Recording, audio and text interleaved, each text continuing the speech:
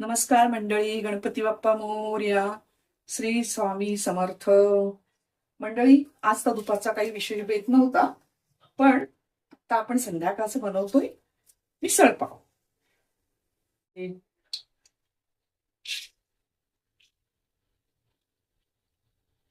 तमालपत्र टाकलंय, कढीपत्ता टाकला आहे, मोहरी,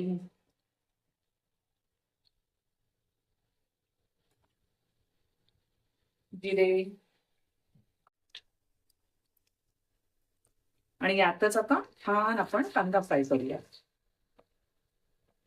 थोडस हिंग टाकूया. मंडळी, आता कांदा थोडाफार लाल झाला आहे, आपण त्याच्यात आहे ना कोथिंबीर टाकूया. म्हणजे याचा ना छान सुगंध येतो. आणि आता आपण हे मसाले टाकूया. यामध्ये आहे धणा पावडर, हे किचन किंग मसाला, लाल मिरची पावडर आणि हा मालवणी मसाला.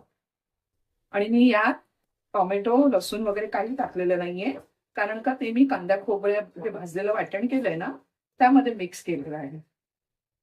हे आपलं आहे भाजलेलं वाटण. कांदा, खोबरा, टोमॅटो, हिरवी मिरची, लसूण, आलं. आता हे चांगलं याच्यात फ्राय करून घ्यायचं मंडळी.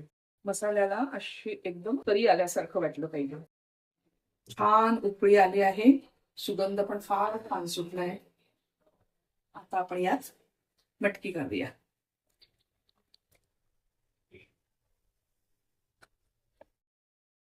मटकी टाकली मंडळी, आता आपण थोडं मीठ टाकूया चवीनुसार, आणि थोडी कोथिंबीर टाकूया.